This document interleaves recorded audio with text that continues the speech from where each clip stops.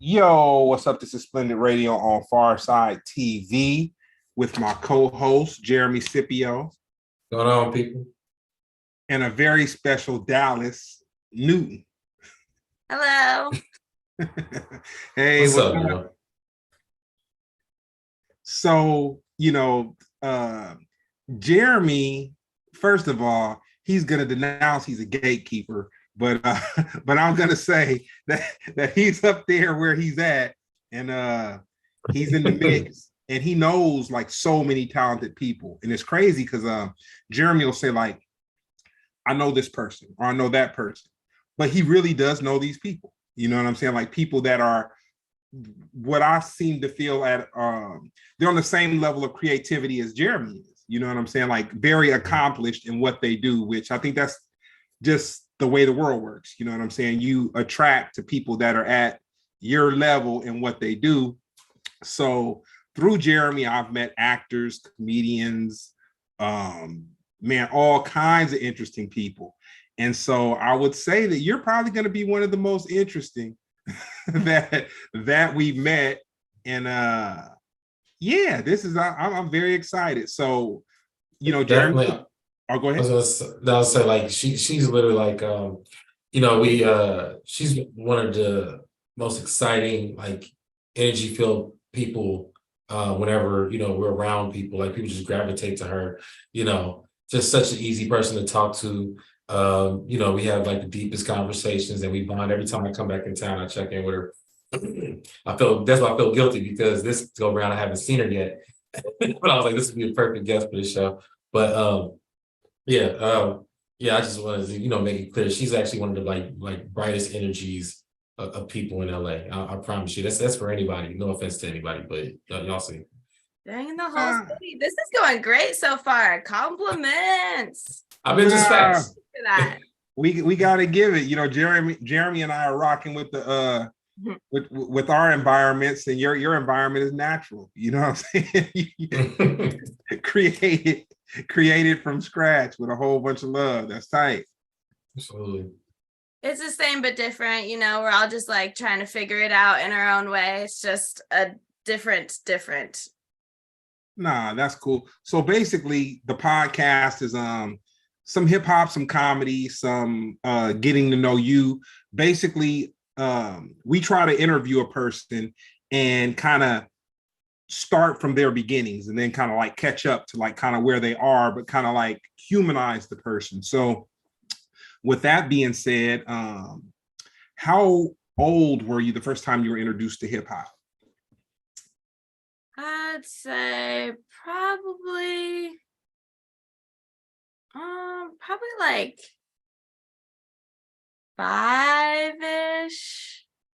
Like I have very young memories of like hip hop in the backseat with dad driving.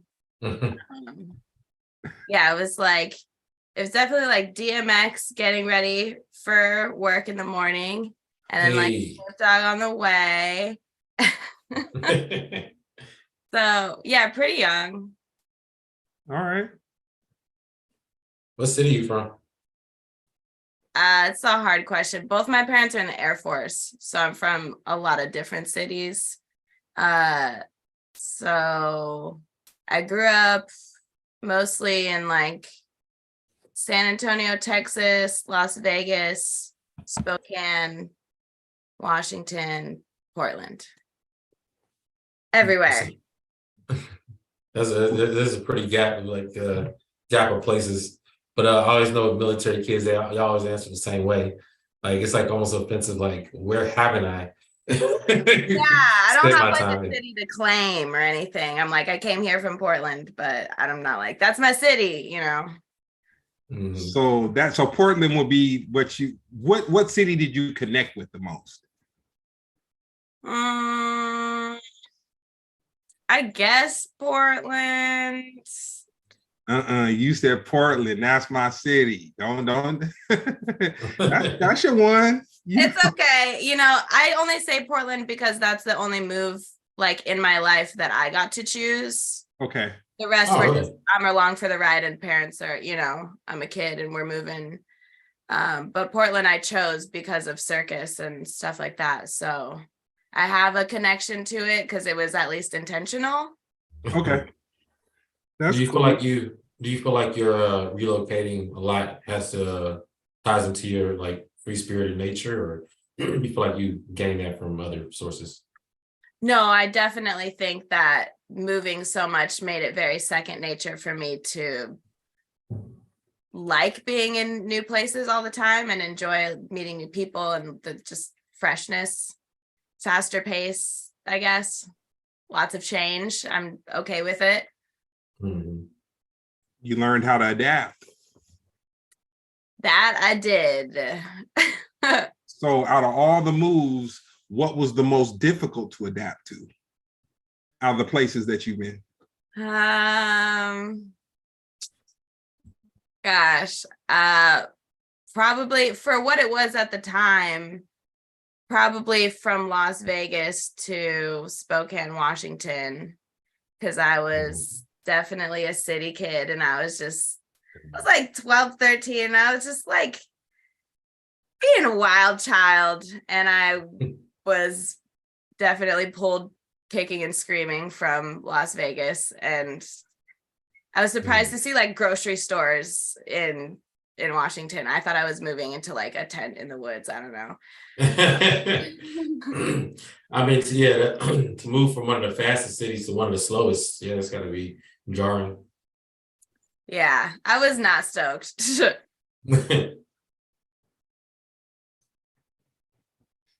Dope. So moving to the sticks from the fast city of Sin City, you get to the sticks, and how long does it take you to calibrate yourself? I mean, pretty quick. That's I think the superpower of kids who have to move all the time is I could jump into any environment and acclimate pretty quick. Mm-hmm. So being the little bad kid that I was in Vegas, I was like, okay, where the stoners at? And I made friends with them real quick. And that was the crew I rolled with for a while. And then I just started, I don't know. I make friends pretty easy. So it didn't take long. And then I had a little crew and it was all right. It definitely was not Vegas. And that's a good thing, I think. In retrospect, it's got chilled out a little bit. But yeah, it was all right. Nah, I'll tell you, I can recall when Las Vegas was so conservative that you could go to jail for a seed of cannabis in your car. Like it was that real, like that real. And it blew my mind. So I'm like, okay, you have a place where people are doing a gang of powder, drinking crazy, just sinning, just every single thing. But a seed of weed would get you jail time. That was amazing to me. It was true. Yeah, and I think it was about that time that I was like 12, 13, with all the capabilities and like access of an adult in Las Vegas, like get on a bus or whatever. But they say that part of your brain is not formed yet. The consequences part of your brain, like it was very much that. So I was just going. Well, I'm glad that the universe pulled you into the sticks to recalibrate you again and let your superpower adapt you into a something to counterbalance what Vegas was to you. And yeah, we're very grateful for that. Hey, me too. I got it out of my system and I got to chill out. Tight. How do you think hip hop influenced the world? How do I think hip hop influenced the world? I don't know. I think it's just yet another example of Black greatness. And it was like in a really big way that changed the culture and like still is such a huge part of just like the culture at large that I don't know. I just think it just shows how fucking badass Black folks are and the variety of experiences that we have. And I don't know. I think it's just like a really good example of how great we are. I can take a cup of that, but I'll tell you something interesting. I'm 51, and so me looking back and seeing how things change, they progress and all that, and I use my age and a number just as like a benchmark to just kind of to for where I am. But you know, the interesting thing is, I could see, so the BET, and I'm kind of jumping around because the BET Awards, they had their 50th hip hop rendition of this, that, the third. I heard Busta received an award and all this. Mm-hmm. But as many dues as the people in hip hop have paved, and the stories and people understanding, even if you don't know hip hop, you might know who Kool Herc, like the originator, or who they say the person is that originated the scratch is. I just have this crazy, I have this feeling that in 10 years, they're going to rewrite the story of hip hop. I just got this crazy feeling with the way things kind of get rearranged and the shells get moved around. And, I hope that, with this 50th anniversary that they're having right now and whatnot, that they're able to bring a lot of the history to the forefront so people could understand. Because when it comes to the commercial aspect of it, it's just kind of like, I give you an example. They interviewed Don Cheadle after he did the Miles Davis movie.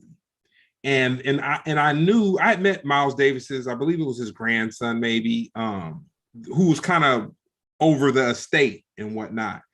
And when Don Cheadle was being interviewed, he was like, they were asking him questions about different part of the movie. And he's like, man, this is Hollywood. We had to throw that in there. You know what I'm saying? In order to make it, in order to get funding and, whatever, and this, that, and other. And I think with the history of hip hop, I just really hope that it stays kind of solid, but I can just see the story changing. I mean, hasn't the worst already been done though? I mean, I think the fear when it comes to hip hop was culture versus commercialization. I mean, it's pretty commercialized. I mean, you got Snoop Dogg's biggest #1 hit was a Katy Perry song. I mean, you can't get worse than that. I mean, I think it's in a good place. What you mean in 50 years is gonna be worse? I mean, somebody is gonna say Eminem created. I doubt that. It's too much accountability. What do you mean? Like literally, Google and everything is right here. Nah, no way. Dude, Google gets rewritten, things get switched up. I actually predict. Yeah, I understand. No, I predict it's actually better. I mean, we live in an era where way more pioneers are getting more respect than when I was young.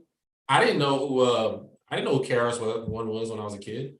You know what I'm saying? I didn't find out until the internet. The internet gave me that information. No person around me was saying this man's name, period.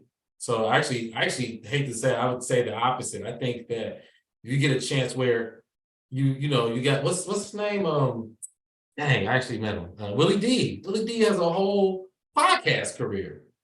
That wasn't possible. Like all these veteran acts are. I hate to say it, not that one. All right. That's a fear, no. It's a valid fear. I get it, because as things go on, it's like we get further and further from the history and from people actually in the retelling of what is hip hop or what is hip hop culture or whatever. Things get further and further from what it was originally. I get that, especially when you get into a place of who has the money and how do you cater to their gaze or whatever. But also with what Jeremy said, I agree, which is there's enough people and enough knowledge about like where hip hop came from, even though some of it is being commercialized and some of it is being borrowed and some of it is being taken. there's an understanding, I think, in general of like the roots of hip hop still. All right. I hope. Yeah, Well, you guys are giving me some faith. I feel I might feel a shot glass more renewed, but I try to grasp. I hear you, because history does get rewritten and some people fall out. But yeah, I think that's I have to say, I'm actually proud of, like, even a Busta Rhymes getting knowledge, right? Like he's technically the most overlooked rapper of all time. Because I've been saying this, is like Busta Rhymes is like, he got a career, he edges out Jay-Z as far as career length. He been doing it before Biggie. I think he's up there with LL. But he was always 5th place, 10th place, 30th place. He wasn't top. He wasn't top anything, So it was like, huh? I'm sorry. No, go ahead.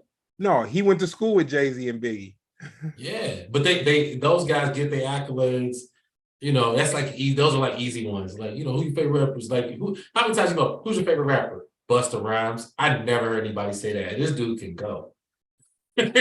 No one says that. So yeah, I mean, I would say I don't. I mean, I think it's a funny fear, but I think it's like, I think we're in a good place. I could be wrong. It was a scary place when Soulja Boy was the #1 rapper. Then I was scared. I ain't gonna lie. Maybe I'm watching too much Billy Carson, man. The conspiracy theories, man. I just feel it's gonna get wiped out, man. But I will say this though, for both of you that really don't remember or understand KRS-One, he was so powerful. He dropped the album called Edutainment. You know how I feel about him, though. I shouldn't have brought him up as an example, though. Nah, but Pete, no, you cannot judge the messenger. You can't. We human, man. You can't. You gotta let that go, man. I learned. So at age 50, I think that's the lesson that I learned. You gotta let that go, man. You can't judge the messenger, man. Sometimes, they may be 100% opposite than what they preach, but then what they're preaching still is valid. KRS-One's album Edutainment. Okay. I stopped eating meat from probably like 91, 92 to like 2002, 2003, man. He was talking about how horrible meat was, man. And he had me tuned in until I went to Germany and had some pepperoni, man. You know what I'm saying? And it was a wrap. A wrap. So I'm glad we got that clear. KRS-One invented hip hop. Okay, next question. Well, I won't say he invented. I'm kidding. I know. Like, whoa. If anyone claims Eminem invented hip hop, they will be set straight. Man. I don't know, man. Yes, absolutely. Safe to say. No one's gonna let that. No. I think we might be at that place. Not now, but I think that we can be at that place. The worst, I feel like we're in a good place. I feel like the fear, I think the biggest fear to me of any old school hip hop person, any real hardcore hip hop person, was the commercialization of hip hop. Will the essence get lost? But I think what they underestimated was how much money nostalgia brings in. Nostalgia brings in so much money that they will remind you the roots of hip hop as much as they can make money off of it. And that's where we're getting these veteran acts are able to make money on tours now. But before in the 90s, they didn't. I'm trying to tell you, there was so many rappers that when you died, you died. I don't care. If you wasn't hot, they didn't talk about you. I mean, but I think now it's like, man, I shouldn't even say, but I remember, I think I told you, 22-year-old kid wearing a Pharcyde shirt. So, I love them. Like, what do you know about the Pharcyde, bro? I didn't even tell him, my connection. I was just like, what do you know? I just wanted to hear him spit all this stuff. And he's telling me he's a fan. Oh, wow. 22 years old. Man. Wow. I guess that's something. You have more faith than I do. So we'll see. Let's see. Sitting in the world burning down. You read the textbook, it says Dr. Dre discovered Eminem, and Eminem invented hip hop. And then they're like, yeah, you're right. Because the thing is, 10 years from now, if I was to stand up and I was to say, you're wrong, that old man, you know what I'm saying? That old dusty old man, dusty old bones. What do you know about? He trying to tell us about hip hop. Eminem started hip hop, but no, I get it. So man, there was a complete phase. Was in my Yup in my white tee, with the New Boys, You're a Jerk. I can understand that, but we were literally witnessing brand new classic albums. I mean, new albums. We're in a female hip hop renaissance. It's crazy. Never thought I'd see that. well, we got something going on, man. But I'll say two things have come into play. One, Okay. I'll say me being in LA, watching the golden era jump off, you know, just all these great artists. We didn't see the South coming, man. We did not see the South coming. It was so much LA, so much New York. I mean, the South was like Willie D, like Willie D rap a lot. That was the South. You know what I'm saying? At one point. And then New York was just hard. They barely let LA squeeze into like the radio space of New York. Like New York was hard. It was like, nah. And then LA, we were kind of cool. We kind of we embraced New York music, but out of nowhere, man, this Southern music came, and then the trap music was just like, dude, that like I would have bet house notes and car notes for years that the South wouldn't have come the way that they came. But once they got in that space, and I'm speaking beyond Outkast, you know what I'm saying? Because Outkast is an anomaly, you know, so you can't like, you know, to hold something up to that is kind of like they were the, so if you want to say the West Coast had a group that was like, kind of like a breakout group, like a NWA, you want to say New York, so many. New York has so many groups, but we'll just say so many because it came from New York. But down south, dude, Outkast didn't sound country. They weren't gibbering or you know whatever. It was like something that you could gravitate to. Mm-hmm. You know what I'm saying? So with all that being said, now we really gonna get you, Miss Dallys. Your favorite hip hop movie? My favorite hip hop movie? I don't know if I have one. Am I allowed to say that? You might be, I mean, I know some people think it's like strictly like it has to be like them talking about hip hop, but it also be like hip hop influenced, or maybe just a movie that was super influential on hip hop. So I hate to say, I would even say Scarface, because that's how many people just like, you know, you got roll bounce, you got so many different drumline. Even I mean, you can name anything almost. That's a good one. You're like, give me something. I feel like I want to say Space. Light it up. What'd you say? I said light it up. Space Jam. Space Jam? That works. Welcome to the Space Jam. Wave your hands, do your dance on the Space Jam. Space Jam. I allow it. All right, great. Then I do Space Jam. That seems on brand too. Yeah, it does actually. As long as you don't say Space Jam 2. No. Oh, I tried it. I really wanted that to work out. No. Oh man. Yeah, Space Jam 2 was abysmal. Yo, they went too far. But yeah, I accept that. Well, and they hyped it, yeah. Let's say what when do you realize you wanted to perform? I was performing as a kid, like little jazz tap classes and stuff like that. And I also like sports as a kid too. So it's kind of like smooshed them together. But as a career, I realized around like 18.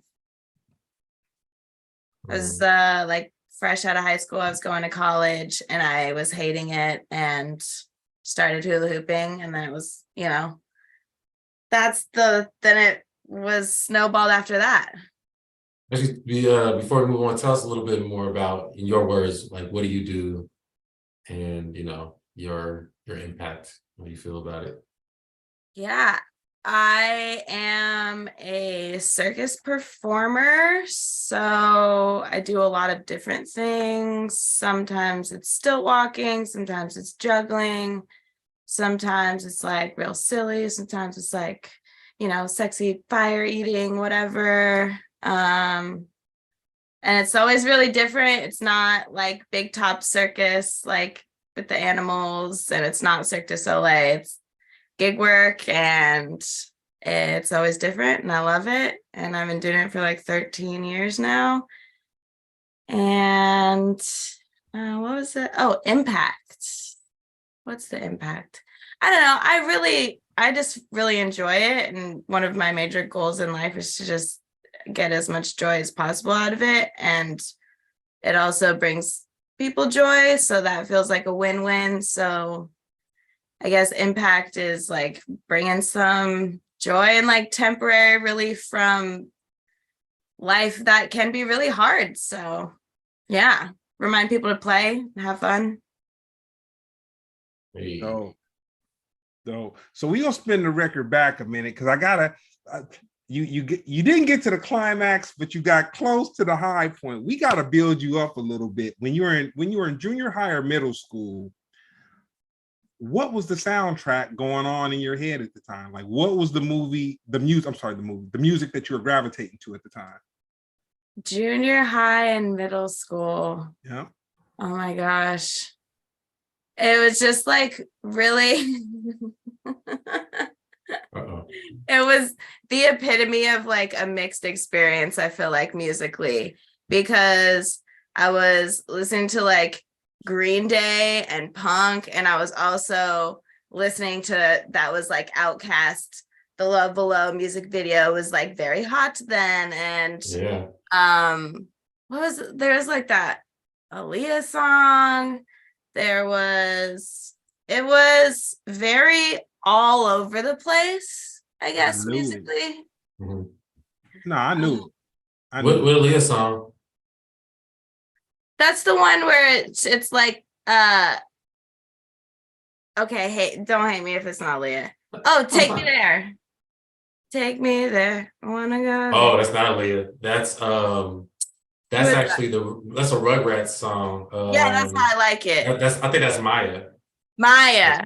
Thank you. Yeah, it's in the Maya. Maya and Blackstreet. You good, Jeremy? You're good. I know this thing. I know this. And I don't even want to say it out loud because it was like already a topic of discussion, but I did listen to Eminem, you guys. What? Jeremy, hey, Jeremy's a fan. I mean, legit, Eminem, he put in work, you know what I'm saying? I'm not anymore, but Jay-Z, Big Pimpin', like that was a whole moment on the boat. That was like an iconic standout musical for me. That was like a put on repeat situation. But then also Avril Lavigne, you know, all over. You're like literally describing two specific years. It's like very specific. That's kind of cool. Wait, you guys, hold the phone. No, rewind, because this is really important. Missy Elliott. Okay. She was so weird and they say big hip-hop and a woman, and that was so impactful. I can't believe I left that out. Okay, move that to the beginning. Just edit through. Okay, Missy won. Missy, yeah, she's probably the most. Yeah, that makes sense because she's I'm trying to think of the word. I'm losing words lately. Eccentric, you know, like she was very creative, and I was like, when you revisit Missy, it really makes you think like was it I Can't Stand the Rain? Like that was such a weird video. Such a weird video. Then Get your freak on. Get Your Freak On. Oh yeah, when she spit in the dude's mouth and he catch it. Like, yo. And I like when I say weird, I say I like it's a high compliment. Like I say, Of course. and I was like, she is weird. Like she gets it. She's gonna do what she wants. Yeah, her, Andre 3000, her and Andre 3000 and Erykah Badu, they brought so much of that stuff to hip hop. That's cool. But see, Erica was from the South, but she really wasn't the South. You know what I'm saying? She was like more neo soul popular icon. You know what I'm saying? I didn't until I knew that Eric, because my best friend, childhood best friend, he went to Grambling with Erica. So like when Erica blew, you really didn't know she was from the South. You know what I'm saying? Like she and it's crazy because the very first time I met her was, you know, after Grambling, and I believe she was on Universal, and my friend had wanted to introduce me to her, and she really wanted to get into the acting thing. Like that's what really had her kind of like hyped on it, and then everything just kind of like fell the way that it fell. But I never think of Southern music and then think of Erykah Badu, but you know, Badu, like, oh man, you know what I'm saying? She's from down south. But I'll say two things. I'll say the same way that the South came in and body snatched hip hop, the drill music is doing it right now. It's just like, man, some music that you never would have been able to say. Like I can honestly say I don't know one drill music song. But yeah, drill music, you got Afro beats and you got what's the other, just dance hall. I think you know, but you know, hip hop found a way to adapt that. Because I mean, literally everybody converted. Beyonce converted, Drake converted, Kendrick Lamar converted. They know what's up. They know how to make the, you know, that's the beauty of hip hop, is all encompassing. You know what? It's not even knowing what's up. I was in Amsterdam in like 96, 97. I was in Amsterdam, and they had a TV station that was similar to MTV, but it wasn't MTV. And so at that time, they would just play videos, like the same video cycle would be like every 45 minutes and whatnot. So I can remember it was after 96, 97. So it might have been 98, 99, maybe. But Usher and Beyonce, they understood the power of dance music because they were like, Beyonce was doing remixes. And so that's kind of how they would do it. And then, you know, when you go across the water and you would see that you have an impact with this type of music that's greater than what's going on in the States. Because that's the thing. It's like, one of the things I learned, you know, with you know, when I was dealing with the Pharcyde, is like I never really understood what regional music is. And what regional music is, so you could be in LA, there could be a song that's being played on every station, like 2 cycles in an hour, 3 cycles in an hour, and you think it's the biggest song in the world because you're hearing it, you know, over and over. It's on the video stations and whatnot. But then you could go to the Bay, nobody know what it is. You go down south, nobody knows what it is. East Coast they not even, you know, even tripping. So it's amazing when you can do something to encompass it. But I think a lot of people slept on Europe and dance music remixes. But Usher and Beyonce, they definitely stuck their foot in it first, and they kind of navigated through it. Yeah. I think like I said, I think regional music was a thing. I mean, even I was a victim of that growing up, but now I'm like, people can just go get what they want. So that, even that concept is like, you know, people choose who they want. Like Tyler, the Creator, his whole rise was from the kids. You know what I mean? Like he had the kids because they wouldn't play. Shoot, even today, his stuff's not playing on the radio, but he's one of the biggest artists on the planet. You know what I mean? So like that whole regional thing is like, you know, and then you just have people. I mean, people just know how to make money. That's the way I look at it. They just know how to make money. You know, Tyler was not an accident, though. That's what people gotta understand. Tyler was not an accident by any means. He was a very creative dude that was connected with some marketing people that did their thing, dude. That whole Odd Future thing, period. Like, you know, they were doing pop-up shops, and that was kind of like something that was amazing. Like I'll say for that generation, they mastered the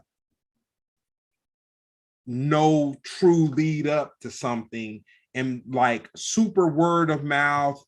Social media wasn't super popping like that back then, and just by like word of mouth and putting it out, they could get a whole bunch of people to come to a particular place and break a lot of bread, man. And it didn't even have to be about a performance. It could, dude, they were releasing t-shirts, dude, like not even advanced t-shirts. You know what I'm saying? They just put out a t-shirt. You hear Odd Future is going to be somewhere, and like the streets were flooded. Mm-hmm. The streets were flooded.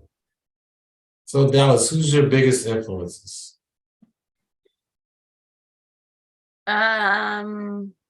Just in circus? Yeah. Just in life in general.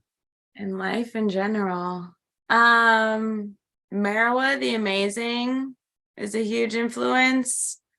That's the first person that I saw who was hula hooping for a job. And that is what broke my brain and made me like, wait, this can be a career and not just a thing I do for fun. She's amazing. She does 4 hula hoops on roller skate heels and is just very inspirational. You said Meryl the Amazing? Marawa. Okay. Yeah, she is from, I think, Australia, but she's in LA now. Yeah, she's great. And oh my gosh, my best friend Natalie Zabo, because she's the first person who put a hula hoop in my hand, and we started our whole performance careers together. And I don't think I would have done it if not for her. So that was a big deal. And I don't know, those are like my two main influences. Currently, like new influence, Tristan Cunningham. She's so dope, and we juggle together and do acro together, and she's always down to collaborate and is one of those people who's just very uplifting, and that is very much the vibe that I appreciate and try to embody myself. So yeah, I feel like that's a top 3. That's a pretty good rounded out list. Yeah, of course. I'll be honest, I look up every name that you said, like I'm like on it. okay, I'll spell them for you. Everybody's got like funny names. Just, you said Tristan Cunningham, right? Yeah. She's on Courting Chaos and stuff. And what'd you say? She on Courting Chaos, and she books and stuff. Yeah, she acts and stuff too. Yeah. Yeah, she came right up. Yeah, I just appreciate that she, still makes time to have circus playtime with me and is down for those projects too. Absolutely. And cares about the same things, like bringing circus to people who don't usually get access to it. And yeah, I like that she just like cares about stuff and is fun to play with. So I just want like, because I know I get asked this type of question a lot, but I feel like it's a little more mysterious with the circus performers. Like, how does one go about like going from aspiring, person in the circus field to like making money and like making it their career? That is like such a really hard question. Because there's so many ways, right? Like there are some people who go to circus school and like write thesis papers and then go tour on cruise ships and sign contracts. It's very much like choose your own adventure. The simplest answer is you need, and this is just information that was passed down to me when I was asking the same questions. You need a demo reel, a website, and business cards. You need to be able to show what it is that you do. You need a place to send people when they want to book you, and you need a way to send them to the place to book you. And then it's like the makeup skills, the costumes, the props, everything, just like you can level up after that, but that's the foundation of what you need. And a lot of training also. That's very important. Yeah, go ahead. Oh no, I was just saying dope. I'm in awe, man. I'm listening to her. I like the journey, man. Yeah, and the reason I ask is because you know, obviously I get the question a lot. And you know, when I explain to people, it's funny, like of course they just kind of go, the people either assume, and they're both right, they either assume you're a comedian, you know, very successful and you make a lot of money, or you make zero money and you don't know what you're doing with your life. And both are correct. But I always like try to, you know, lay out some type of path or foundation to go, okay, this is how, you know, this is how you make money, or this is how you make moves or whatever, you know, especially to me, you know, my income depends on it. So, and I'll tell you that courage comes along with it too, because, you know, when you have, you know, let's say 100 shows under your belt, 1,000 shows under your belt, you know, you're like, I'm no longer concerned with the same things the average consumer is concerned with performance, you know. It's like you graded yourself on a different scale than what they worried about. Like, what do you how do you prepare somebody to come see you perform? Well, it depends on the kind of performance, because like this is the bread and butter, right? There's the gigs that I do for money and the gigs that I do for me, for community, creativity, whatever, because it sounds like fun. So if it's a public show, something like that, variety show, how do you prepare? It's just like, I don't know, bring your tipping dollars and get ready to have a good time. I don't know. Bring your friends, be excited, and cheer loudly for me when you see me, and also for the other performers.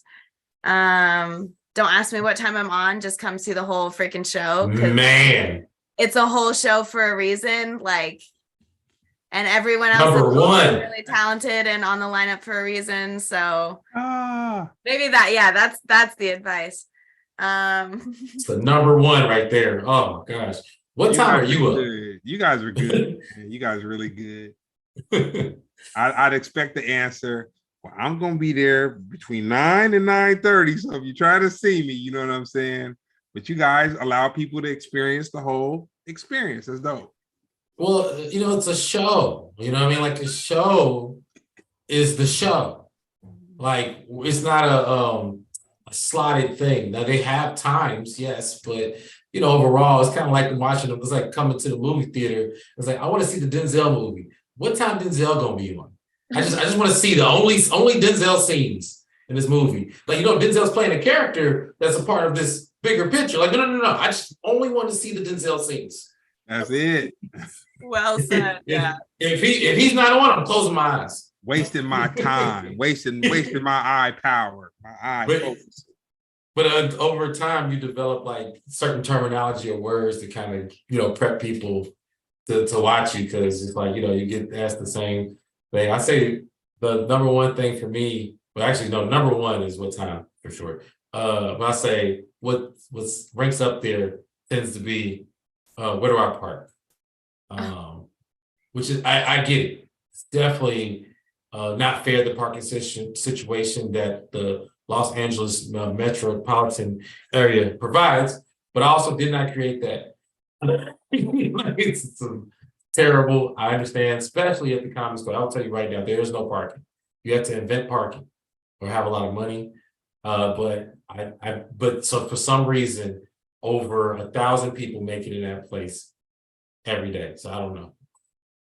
Yeah, and we're all adults here. Like, we can figure out those finer details. I mean, I did, to be fair, I needed to warn you. I feel like one of the last shows I invited you to was at like a goth style bar, and I was like, you gotta wear black or they're not gonna let you in. But that's rare. But you know, Yeah, you didn't mind. if there's a dress code. I would love a dress code. That makes it so much easier. I cannot dress to save my life. I just steal from mannequins. Say we're black. I'm like, oh, done. I was gonna say, you know, there was this big movement back in the day that was like the perfect blend. I always wanted to go. When I was a kid, but you know, I only got to do like 1 or 2 cool things a year. It was like the perfect blend of hip hop and a circus. You remember what it was? Universal. Of course. I just finally got to see them when they came to LA. Really? Yes, I didn't know those two worlds could collide until I just found out about them a couple years ago, and they don't the West Coast often. No, I have family in Memphis, and they were telling me about it. They were like, "You ever heard of Universal?" And I was like, "No." And I Universal Circus. Oh my god, huge! Is it back? Is it back? What do you mean, is it back? It's been happening. I mean, they just left town. They were here. They went to Oakland. All right. That's a good one. I'm gonna write that one down. Yeah. She's on the end though, so you can't, you know, she's got well, the thing is just me even thinking about it, because I mean, you know, when I was young, like that was a big deal. Yeah, like literally the radio, they'd be like, coming to town near you, Universal Circus. I used to that commercial even. What's like the there's like that's what's so hard to explain sometimes about like hip hop. Like it has like such a umph and like a soul to it and such like a energy and a vibe. And sometimes the circus world can be very like sterile and wonderful and talented, but like it lacks that like umph. So to see both those things together, like it was like high skill level, amazing, but also like, we're in here, it's a party. Oh my gosh, such a dream come true. Yeah, I'm so glad that exists. That's like a goal for you? Is there a way? I would totally perform with Universal. Yeah, it as of now, yeah, it's a goal. We gotta make that happen. He got connections. He gonna make it happen. Yeah, I'm just learning, man. I'm over here thinking while you guys are having that conversation. If someone tried to fight her, would she be able to throw bowling pins at them and hit them accurately because she knows how to juggle? She might be able to. she might. You know what you do if you get in a fight with the circus? What? Always go for the juggler. Wow, I actually got to use that joke. That's amazing. we didn't even practice. You know what I'm saying? I've been waiting for years. There's gonna be a moment. I went to a performing arts school, and we in our gym class they actually made us do stuff. You know, we didn't get off easy like most schools, and they used to like take us through like we had to juggle, and we used to like actually learn stuff, and then we got graded on it or whatever. But I feel like those skills have left me. That's why I always say I want to at least. I like being like skilled and ready for stuff. Like so, I want to get back into that at least. You know, they made us start off with like just like handkerchiefs. You know what I'm saying? Then you got like really you got rubber balls, and you had like you had these squares too. You know, the cigar boxes. The cigar boxes. So, oh no, we didn't do the cigar boxes. Like, no, but that's what they are. They're like rectangle things. Like are they hard? Yeah. I didn't get to that level. Okay. But what you're saying is we're gonna start your juggling lessons soon. Man, I literally I have time. So we're gonna go to do that because I've been pump faking so long. Right. Yeah, no, Dallys is extremely talented. Hey man, I feel for the person that wants to try to make it into her personal space, and they're you know how some people that have a lot of ambition, they're like, well, you know what? I'm gonna like what they like because it's gonna get me closer. Like, oh man, I love to see somebody binking themselves up against the head trying to juggle. And it has happened, you know. I believe you. It's a rigorous process. I believe you. So tell me this. So you're in your senior year of high school. Because I gotta break it back to this to just get where we going. Oh, okay. We're rewinding. I thought you Yep. were like going for flattery. Like No. you're so young. You're in your senior year of high school. Okay, got it. Flashback. Senior year. Senior year of high school. I don't know if you graduated, but let's just say your senior year of high school is about to be over, and you're saying to yourself, what am I going to do after this? Like, what was your concept of what life was after high school in your senior year? Oh, yeah, that was pre-hard shift. So, excuse me, I wanted to be a pharmacist, or so I thought. I just was like, what's a job where I can make a lot of money? Because that's how I'm going to be happy. And that's how you win at being a grown-up, I guess. Yeah. So I just started going to college to get my AA, to be a pharmacist, to make money, and I hated it. And that's when I started to finally start to think about like, oh, what do I want out of life? What's important to me? What's important to me is like to be happy and enjoy the journey and not just wait for the end, or like the retirement, end type of thing. So that's when I started to make the shift. But out of high school, I was fully like on a very normie path. Normie. Is it? I have to see Normie Dallys. Like what did you wear and how was your mannerisms? Normie Dallys. Well, at that time, Normie Dallys was like preppy, like The tiger had not been let out the cage. I had not been let out the cage. I've always been me. Like I still wore bright colors and stuff. I like didn't dye my hair yet. I wasn't like fully, Hollister, like like one of those. You know what I love when we're hanging out, people always they go like, hey Jeff, hey, yeah, how are you? What's this? Like, yo, those shoes. Like, I think it's because of really, I think it's more than you, it's me. My demeanor is just very tame for the most part. So when they see, and it's funny, like I said, I know so many eccentric people. I grew up with eccentric people. I just, it's like I'm like that on the inside to me. So it's nothing for me. But I can tell they're just like blown away. Like they have more questions. Like, so wow. Then they even hit me up later, like, oh, who's the girl with the colorful shoes and the blue hair? I do raise a lot of questions. Yeah, that's fair. But it's cool. Like I said, it really does come out. Like I said, I can't even imagine you like not like that at this point. Yeah, I mean, me neither. I'm happy that I've grown into myself at this point, and I really enjoy how the worlds collide, right? Because it's like we're all out here in our own ways trying to like make the world a better place. It's kind of cheesy, but we're like bringing laughter, bringing joy, bringing like whatever we can to like add to the experience. And so I appreciate that I get to meet people like you guys who just do it in different ways, and we can see what the where our worlds intersect. That's cool. How relevant is social media to you, and what platforms do you feel like is most helpful? Social media is like more relevant than I want it to be. Same.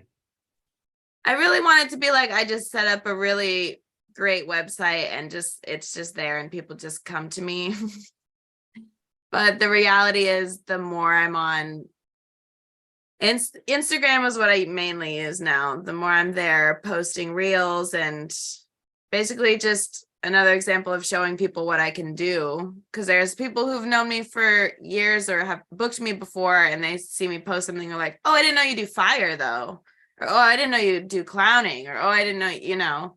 So it's really just like trying to stay relevant in people's minds when they have a gig opportunity or fresh on their minds. And it's more than I like to do, honestly. I wish I could just do the stuff that I like, but it's actually pretty important. Mm-hmm. So what job do you feel gave you the best life experience? Not being limited to your artistic field of now. I would say the first thing that comes to mind is touring. Because that was a very seeing different parts of the country so rapid fire and seeing people who are really sincerely appreciative of like what we're bringing to their town that they don't get to see often. It like brings a whole sincere factor to what I sometimes can feel like I'm joking myself into believing like, yeah, I'm making the world a better place. But then I have those moments with strangers where I'm like, oh, people everywhere can be cool and nice. That's a nice reminder. And people actually do respond and appreciate what I'm out here trying to do. So that and feeling like there's a family unit involved. So yeah, that one, touring with it's a band called March 4th has been. With or without animals? No animals. We're the party animals. That's enough. I believe you. You know what I'm saying? I believe you. That's tight. That's tight. Yeah, definitely one of a kind. So you're against circus animals overall?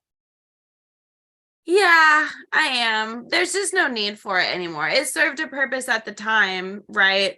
At a time when people didn't have access to those animals. It was, oh my gosh, what is this striped horse thing? And it was such a unique experience that you could only see at the circus. Mm-hmm. And now we have zoos and televisions and phones, and we know these animals exist. And so they don't really need to be in the circus. I don't say that across the board because I know there are special exceptions for like equestrian teams, you know, special bonds with horses. That's not like abusive relationship. But what makes me the most excited about circus is seeing a really talented human person do things that they taught themselves to do, that they learned to do. And then the reality of that is like, we're all just human people. So anyone can do that too, in theory, if you just really wanted it bad enough. I feel like that kind of lost popularity with Siegfried Roy and then SeaWorld. I think they got so much backlash. Ringling Brothers. I just think you know, so many after catastrophe, they were just like, let's just cut back on this. Yeah, we just don't need it. Oh, man. Shame on them. Shame on them. So what's the ultimate goal for you? Ultimate goal for me, I mean, it's kind of happening because I enjoy the variety, right? I like a contract. I like a one-off gig. I like to just keep it fresh, but I do want to produce more, like live shows, be able to book my friends for roles and pay them well and take it on tour. That'd be great. That's a big goal. Produce like more local events, things like that. Just like continue doing what I'm doing because it's nice to just get booked for something and show up and do the skill, but also a little more of those creative projects. I mean, what about like a TV show? Oh yeah, okay. So I have ADHD, so there's a long list of very unrelated things, but definitely I would love a TV show. I feel like I see Dallys circus. It's like my clown character. It's like Pee Wee Herman style. Yeah. Like kind of kid show. You got Muppets, like, or puppets or whatever. It's Like you gotta got. have puppets in it. Yeah, it's got Okay. puppets, it's got slime, it's got like, I read a Yeah. circus story, sing a little song, like a whole cute vibe. Like Out of the Box. You remember Out of the Box? Please tell me. No. Hey, out of It the was box. just Let me like, see. I'm telling you, I know everything. I have not heard out of the box. I'm so upset about it. Okay, well, it's I'm fine. sorry, my fault. They built a box for it and it had a TARDIS style effect where it's like, wow, we put these boxes together and then you go inside and it's like a whole world. So I want that, but my little circus tent, It is literally not too much that escapes me. I'm looking at this. It's 98. I've never seen it. That's funny. Yeah, it was kind of iconic. There was a whole song and everything. Dang, that's funny. I hate, man. I'm telling you, I I was gonna throw at you. I was gonna throw Big Comfy Couch at you. Of course, yes. It's Big Comfy Couch, Mr. Rogers' Neighborhood, Pee Wee Herman, Muppets, Out of the Box vibe, but circuit. What I liked about Big Comfy Couch is that it gave a little like clown culture, Yeah, and a positive role model for clowns or positive clown representation. Yeah. Like, it didn't just have them like being the butt of jokes. They were like a clown family and they had a clown convention and they would even explain like how I think they explained how Lunette was born or whatever. And it was silly, but it was like, it was like the right world for it. Ooh, don't even get me started on clown stuff. Gosh, I love it. Well, that's why She's a really good one. Lunette is clown goals. Yeah, I know. I know. Greg probably like, what are you talking about? Oh man! Once again, my mind has wandered. What I'm over here thinking is, when she shows up, does she come with an arsenal, or does she come with what she was intending to come and show up at the spot with? And then if it gets so, when you come to perform, do you come ready to juggle, stilt walk, clown, and all like a whole host of different things, or do you come with one particular thing and then that's like what you're doing for the night? It depends. It's never the same. So last time someone booked like for a kids party, Dallys circus. So that's like my show. I do like a 30-minute show. That's the case where I bring a little circus tent and the hula hoops and the juggling clubs and all these different acts. And so that's the kind of thing where I bring the whole kit and the caboodle. But usually what it is a company reaches out and they're like, hey, stilts for this much from this period of time to this period of time. And I say, yes, I'm available, or no, I'm not available. And then I'm only packing my stilts. And I show up looking really boring too. I call it like my corporate costume, where I'm just wearing black. It's just a whole other fake character where I'm just like a very professional, boring person. And I sneak in with my stuff and then I go put on the costume and stuff and get ready. And then emerge and it's a whole moment.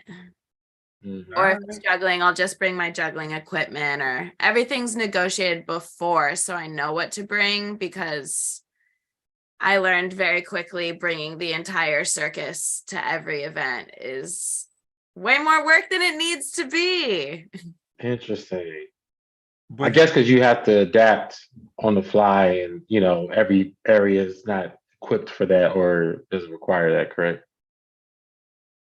Yeah, so if someone's like, we want stilts, I'll know beforehand, we'll work out how high is your ceilings, what's the ground like, what kind of costume you're looking for. So everything's narrowed down and very specific to what length of time, what I'm doing, what I need to bring, what I'm wearing, everything's figured out. And if it's the kind of thing where I'm doing multiple things, that'll even be figured out ahead of time. It's rarely the case where I'm just like, gotta be prepared for anything. Mm-hmm. Although in essence, you do have to be prepared for everything. I can only imagine.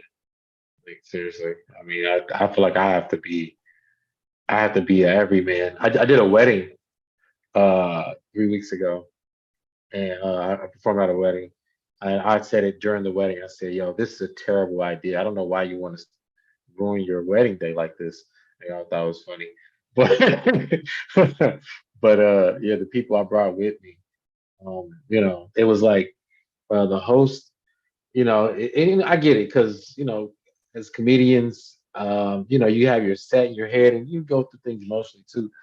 The guy just was not ready to host. His mind wasn't there, and then the first thing he starts off with was like some breakup material. Like he was going through a breakup, and he opened with that, and he started talking about cheating. The next comic, The cringes, the people. yeah. And then the next comic, she actually was hitting off with a bang, right? But then she was going like really dirty, and there was kids there. Not a lot of kids, but enough to where they were like, okay. So Right. by the time I came on, I had to like balance the energy. I try to go into with my mind. I go, nobody's incorrect. You know what I mean? Where I don't diss my people, obviously because I brought them. And then I don't go hard at what had transpired. But just being you just never know. Like even thinking like, oh, I'm going to perform at a wedding. You ain't got enough jokes. And then the guy sent me a list of stuff to talk about. But I realized immediately everything he wanted me to talk about was way too personal to bring up. Like he's telling me like my father's an alcoholic and all that stuff. And he's telling me all this like family drama. He's like, you can bring it up if you want. Go ahead, you can do it. And then he's like, he said, my wife's sensitive, but go on and get her. So like, but it's stuff that with and I've done a lot of different events before. Even I've hosted a wedding before. It was the first time I did like a set at a wedding. But what I said was, okay, I was like, what I learned from this was I would rather know more about like the groomsmen specifically, because it's a little easier targets. You know, Yeah. the stuff that he was telling me was like so personal that it would have been weird for me to even bring up, like without any people would have to see me and that person together in order for it to be funny. No, I just you would have got uh, a drink thrown at you, man. The alcoholic would have you'd be the first target. You know what I'm saying? I hit him. I came up with some stuff, but I literally started doing this thing where I started bringing people up and having them give marriage advice, and then I would rate their marriage advice. I'd be like, yeah, Oh, I'd nice. be like, yeah. You say what? I said, nice pivot, nice choice. Yeah, because I'm like, people, and it's funny. It all boiled down to the same thing. Everybody's just like, hey, to the guy, listen to the woman. And then somebody else get up and they'll say something. They think they'll say something totally different, mind blowing. And I was like, yeah, Steve over there just said that same thing. I don't know what you thought you were doing, but we already heard that. It's almost like the women are the ones not listening. Boo, like, but just playing along with the room. It was I had to develop those skills. Just being a performer. Sometimes it can be nerve wracking because it could go the other way. The ability to adjust, I feel like, is almost it's just I won't say it's as important or more important. It's just crazy, crazy important as a performer, and it's sometimes overlooked because the skills, no matter what. But the skill hits different in different environments with different crowds at a different time of day in a different mood with it's rainy today and everyone's low energy. Like to be able to read that and adjust and still find a way in is priceless. It's highly valuable. So What's the? Oh, sorry. Go ahead. Go ahead. No, I'll go. So, have you ever gone to a performance where you're kind of doing your thing, but you're not? It's not connecting, and so you just got to come out the bag. You got to come out and just you might have to do a skill set that you didn't you weren't intentionally trying to bring this particular skill set to the party, but because of the disconnect or whatever, you're like, oh man, I know I got to pull this out. This is gonna get them. Yes. Yes. I mean, there's always like the couple extra tricks up the sleeve. I feel like a really great example just happened this last weekend. I was at an event. It was a 3-day long event. And it was like basically line entertainment. Like people are waiting in this long line. I'm paid to come there and make sure the people in line are entertained and not sad about being in line for so long.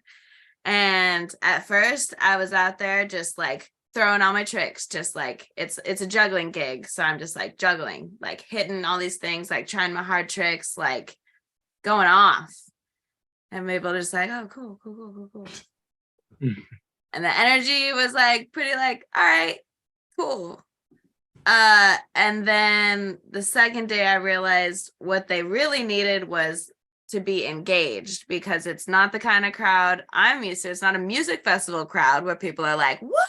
Yeah. And like naturally want to have that back and forth rapport.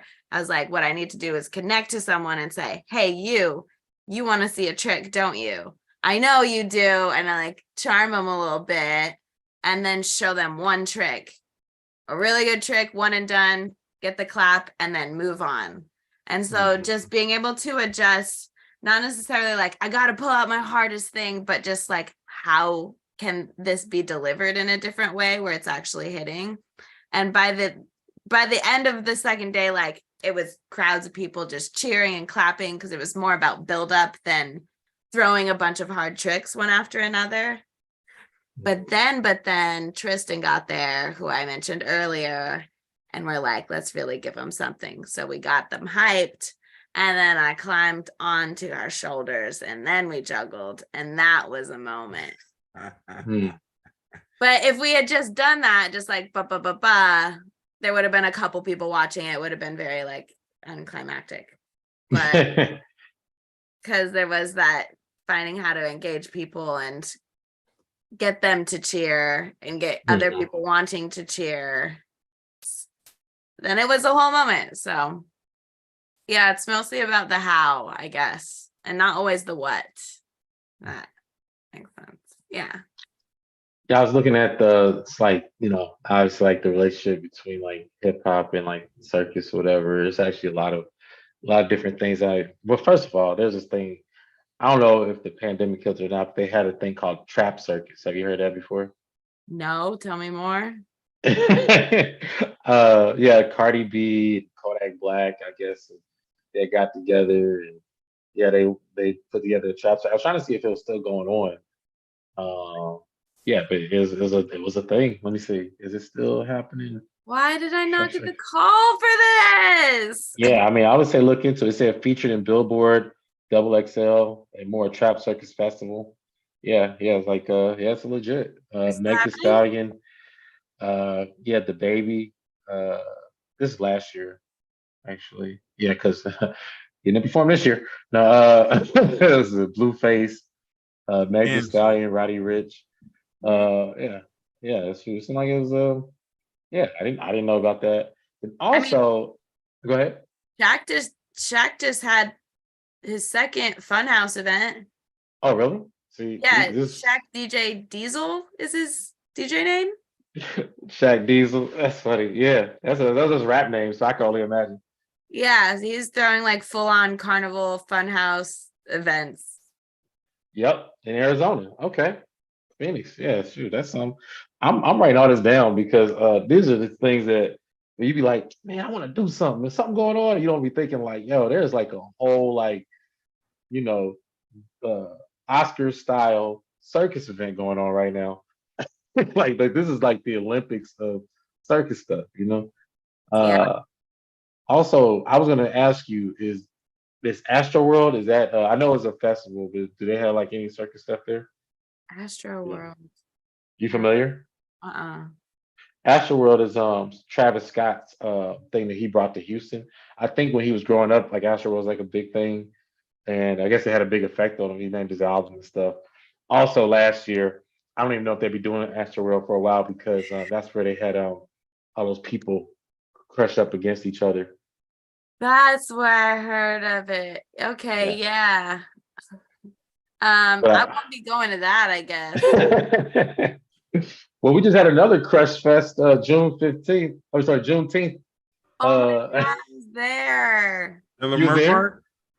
Yes. Oh, how did that go? Did you run or did you were safe, obviously? Well, I mean, first it was just like we were just smooshed up because there was just so many people and not enough space. But then that happened. Of course I ran. What do you tell this like run first, ask questions later? Like that's just I have instincts, you know, like it's like I looked behind me, people were running. I was like, oh, I think I literally said out loud, oh, we're running, and I just started running. Oh man. Yeah, that was I wasn't there. But I heard and I was like, man, I don't think I'll be going to the next year's one. I heard the performances started super late. Because it was so beautiful an event. Like it was just like Black joy as far as the eye could see, vendors, food, music. Like we were doing the electric slide. Like it was a whole moment. And then just like some kids causing some trouble. And I don't know. I still want to be able to have this event. And also it was a bummer that it shut down the event. I'm just like, oh man, I want to have nice things. How was the Pride Parade? I know you went to the Pride. I don't want to say Pride Day because I know it's the month, but how was the event on in West Hollywood? It was great. That was wonderful. Got to walk on stilts and be a part of Pride, and also it was like a job. So that was good. It was like dream come true. I couldn't ask for much more than to be included in something that is like my community that I want to be a part of anyway, and also be seen and also pay rent, you know? Right. Those things. Yeah, I just did and I just got back yesterday from San Francisco, went and walked in their Pride too. Oh, they have one. Is it part of like the same like people, or is it It's like obviously it's the same company that books me for the Pride parades. Okay, cool. Yeah. That's good. So that's two. That's two checks. I ain't want to. Exactly. Yeah. I'm just like, thank you. Because winter was like crickets. And I have to remember like the ebbs and flows of gig world. Yes. Like just January and February, I was like, oh, I'm gonna be hungry. And so now we're eating. I'm happy about it. I'm grateful. And let's say the Comedy Store, they had a Pride float. Did you see it? They had a Pride float? Yeah. At the LA one, yeah. No, I did not see it. By float, I meant a truck with like they had like a bunch of decorations and stuff. It wasn't the most glamorous float, but yeah, I think that was their first year. They're gonna continue. They were really big on it. They need a decorator. I mean, you would be right up in there, honestly. I think I'll plug you. Glitter that truck. Yeah, but you kind of need your own float too. Yeah, just like the Dallys float. Goals next year. Yeah.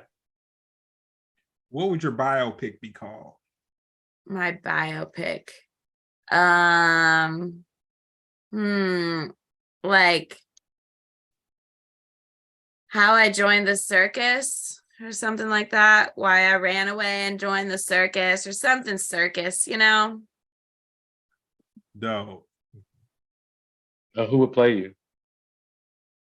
Could I just play me? I feel like I could do it. I know the character. I studied the role. We'd have to go back to junior high school in that soundtrack, man. I think you can do a lot of things. A lot of things, but I think she's like a high schooler. She definitely. I said junior high school. we have to spin it back, man. We'd have to show her from her humble Air Force moving around beginnings, because I think that a very pivotal point of the movie would be the move from Las Vegas and the dust she was kicking up to the grass she was kicking up when she got moved over to Portland. Oh, well said. Who's like, I don't know who's like young actresses anymore. I'm not. What's her name? Who's getting all the roles? Could it be Zendaya? Zendaya. That's exactly what I'm talking about. That's what you were gonna say? Yeah. Absolutely. Yeah, let it be Zendaya. Okay. Yeah, she's getting all the roles. She's getting all the roles, man. That girl is working. Yeah. That's. I wouldn't even argue it. I'd be like, yeah, that works. I mean, someone told me I look like Rihanna the other day. I let her play me too. Yeah, no. Let's. Whew, you want your movie to work, right? Maybe didn't have his glasses. Well, I mean, Rihanna is not a great actress. So. She's not. Oh, okay. Well, let Zendaya have it. She's definitely got the skills. You didn't see Battleship, man? No. But Rihanna, she's really good at acting like she can sing. Next topic, no, I'm kidding. Yeah, y'all cool, man. Y'all cool. Advice for your past self. Advice for my past self. That's hard. I feel like it's okay. Like, do what you like to do, maybe sooner rather than later. Mm-hmm. So, I take it things were slow during the pandemic for you. I take it. There weren't that many circus goers out there, rebel rousing and ready to see that. So, with that being said, how do you see social progression moving in the next 2 years? From us being shut in to there being like everybody being just out and about, just like doing the most, to the balance of where we'll be in 2 years? Oh, that's such a good question.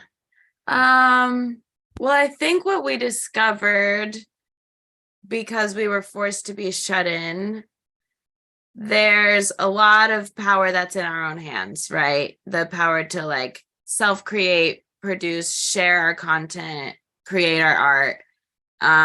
Like I was out here in my garage, like, I don't care if anyone's watching, I want to record this video and put it on the internet, and a lot of people were in that same boat. A lot of people started their own podcasts and started their own shows and everything. So I think keeping that knowledge and the direct connection to the ability to get the content out with people's really hungry desire for live entertainment, because we didn't have it for so long. I think people appreciate it so much more. And I guess I know this to be true because I've traveled and had people be like, this is the first time I've got out since, I was allowed to. And I'm so happy to be seeing music or circus or whatever. So I think there's more appreciation, and there's also a little more like power in the hands of the people, so to say. Like, you don't need to have a whole production team and a whole crew and make it a really hard process to get an idea out. And also, if you're trying to do live events, people are going to be more receptive and grateful for them. And it's such a hopeful view. I mean, it's what I like to believe. Like, it's going to be less complicated to make the art we want to see, and people will be more appreciative of it. Yeah, that's very Absolutely. Like optimistic. Absolutely. That's a good one. Well, man, that was the last one. I appreciate it. I mean, man, we didn't even get through a lot of the questions, man. We had a cool little conversation. We were moving and grooving, flowing with the creatives, and I'm very interested in seeing what you do. You just don't know. I'm like, because in my mind, I'm like, okay, she's talking about stilts, she's talking about blowing fire, juggling pins, which I still can't get out of my head, you throwing pins at somebody, accurately. accurately doing that. But No, nah. this girl's really talented. I'm so ashamed I haven't physically seen her perform, but I will. I don't care. Whatever the next event, I'm there. I think the amount of dexterity that it takes to do what you do, like, it's just so underrated. Like, seriously, you know. Thanks. Like, I mean, if you just go see her Instagram, like, I mean, it's like every style of clowning, you know, juggling, still walking, fire breathing, even just watching her do the hula hoops and all that. You know, it's like this is extremely talented person for sure. Last question. I gotta squeeze this one in. Yeah. So your elder, my elder, Grace Jones, in her 70s, she went on tour. She's incredible. She wasn't married to him, but incredible songwriter, you know, presence, you know, every single thing, big in the disco era, whatnot, funky tunes.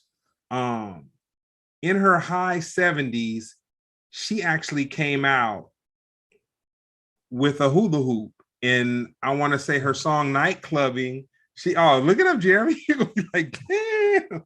No, I will. Her whole song Nightclubbing, she was doing the hula hoop in her upper 70s. She's not like, I would wager to say she's above 75. You know what I'm saying?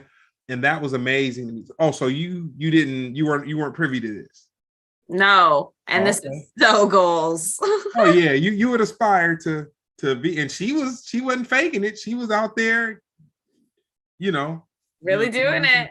Yeah. So okay. Well, I wanted your feedback on that, but yeah, if you haven't seen it, it's definitely something to see. No, my feedback is, wow, I'm so happy this exists. Why didn't I know about this before? I know what I'm doing next. Well, yeah, Slave to the Rhythm, yeah. Yeah. Yeah, I'm watching her. Hey. She's 70? Come on, man. Strong J? Yes. Strong J. Oh, that's your point of reference. Okay, that's a good one though. Yep. Yeah. She was there with Eddie Murphy, man, legs kicked up and all kinds of attempting to entice him into the whole situation. Still the grossest commercial I've ever seen in my entire life. Oh man. So what's up, Dallas? Give us your socials. Let us know where we can look for you. Let us know what things you have coming up. Great. My socials are, my Instagram is Dallys.circus, DALLYS.circus. And I have a very fancy website also. That's just DallysCircus.com. What else? What's coming up? No public shows coming up, some private events. I'm gonna work some summer camps. But if you or anyone you know wants to book some circus performers, you can reach out to me. Or if you want to learn circus stuff, juggling, stilts, fire, whatever. Hey. I teach also, so we can make all the circus dreams happen. That's dope. That's dope. I'm so fascinated with this thought of the bowling pins. Like, man, I just see that being so awkward and people hitting themselves in the head and just all kinds of. It's easy. Anything's easy if you do it enough. Yeah, all right. I agree with that. All right, I could eat a slice of that one. So, what you, Jeremy? What you got coming up? Let's see. Let's do this. I say Wednesday. Tomorrow I'll be at the West Side Comedy Theater. And probably West Side Comedy Theater, 8:00. That's Wednesday, the 28th. 29th, Thursday, I'll be at the Laugh Factory Long Beach, 7:45, and then at 10:00 I'll be at the Comedy Store. And Friday, you can do this. I don't have it in front of me. Friday I will be somewhere. Hey, man, you hardcore being in Long Beach and being in at the Comedy Store the same night, man. That's pretty Yeah. you know what I'm saying? Hey, gotta get this bread back. What? Oh, hold on, wait, I got it. Oh, and for Friday I'll be at Don't Tell in Sherman Oaks. If you go to don'ttell.com, don'ttellcomedy.com, it's a private location. They let you know the morning of the show, but they let you know the location is going to be Sherman Oaks. Don't Tell Comedy is like the hottest thing to happen in comedy right now. So I'll probably be headlining that as well. So that's Thursday, Friday. That's Wednesday, Thursday, Friday. Yeah. Pretty awesome. Well, with that being said, man, I really want to thank you, Dallys, for tapping in with us, man. We gonna have to bring you back though, because we didn't even get through half of it, man.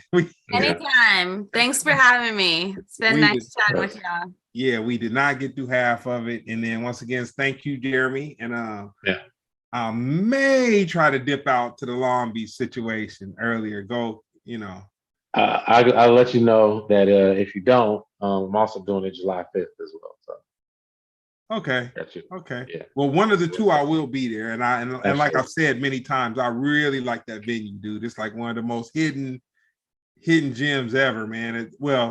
It being 10 minutes from my house, 15 minutes from my house, that probably has a lot to do with no. I mean, that's the beauty of performing all over. That's when people be like, "Oh, where you at?" I'll be like, "Oh, where you live." It's easy for you. Nice. Well, with that being said, this is Splendid Radio on PharcydeTv. Thank you, Dallys. Thank you, Jeremy, once again. And we will check you guys out. Peace.